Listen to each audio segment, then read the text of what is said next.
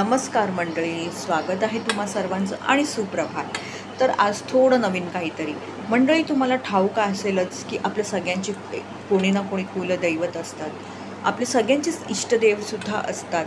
तसेच आपले स्वतःचे असे काही एंजल्स असतात, म्हणजे स्वतःचे असेच असतात जे आपल्याच मदतीला त्यांना पाठवण्यात आलेलं असतं जेव्हा आपण जन्म घेतो तेव्हा, आणि त्यांना गार्डियन एंजल्स असं म्हणतात। आयुष्यात जर कुठे मार्ग सापडत नसेल, कुठे अडकायला झाल्यासारखं वाटत असेल आणि आपण जर यात आपल्या गार्डियन एंजल्सना म्हणजेच देवदूतना कडे प्रार्थना जर केली की मला मार्ग दाखवा, मला काहीतरी सांगा, तोडगा द्या वगैरे, तर ते नक्की तुम्हाला मदत करतात। तसेच आपल्या सगळ्यांचे मंडळींना असे काही ठराविक असे प्राणी असतात जे अशाच प्रकारे आपली मदत करत असतात, ज्यांना स्पिरिट ॲनिमल्स असं म्हटलं जातं। तुम्ही जर तुमच्या या ठराविक असे जे स्पिरिट ॲनिमल्सची जर आठवण काढलीत किंवा त्यांच्याकडे मदत जर मागितलीत ना, नुसतं आठवूनसुद्धा, तरी त्यांचं जे एक स्पिरिट आहे, म्हणजे त्यांचा जो जीव आहे ना, ज्याला आत्मा म्हणतात, तो तुमच्या मदतीस धावून येतो। अर्थात हे स्पिरिट ॲनिमल म्हणजे प्राणीच असतील असं नाही, एखाद्याचं स्पिरिट ॲनिमल एक पक्षीही असू शकतो, काहींचे रेंगणारे जे असतात ना जीव, ते सुद्धा असू शकतात।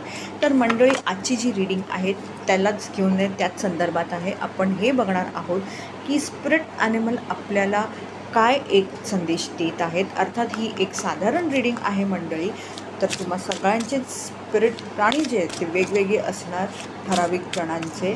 तर तोवर आपण बघूया एक साधारण मार्गदर्शन आपल्याला ह्यांच्याकडनं काय मिळत आहे।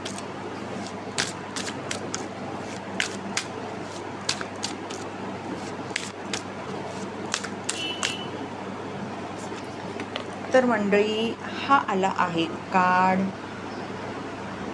आणि कार्ड आहे, तर मंडळी हा जो मासा आहे हा कुठेतरी थोडाफार ना व्हेल मासा जो असतो ना तशाच टाईपचा आहे।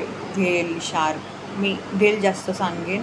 तुम्ही जर खूप जास्त नॅशनल जिओग्राफिक, डिस्कवरी किंवा ॲनिमल प्लॅनेट बघत असाल किंवा बघत होता तर नक्कीच तुम्हाला थोडीफार माहिती असेल या बाबतीत, की तुम्ही बघितलं असेल। नावाप्रमाणे तर नाही, पण हा व्हेलसारखाच दिसणारा एक मासा आहे आणि तुम्हाला संदेश हा देत आहे बऱ्याच जणांच्या आयुष्यात भरभराटी येणार आहे, किंवा हे सांगण्यात येत आहे तुम्हाला या माशाकडून की मंडळी, तुम्ही तुमच्या आयुष्यात वागायला सुरुवात करा, असं राहायला सुरुवात करा जणू काही तुम्ही तुमच्या आयुष्यात भरभराटी आकर्षित केली आहे, तुम्ही भरभराटीमध्येच जगत आहात। आणि मग फरक बघा काय दिसून येतो ते, तुम्ही खरोखरच भरभराटी आकर्षित कराल।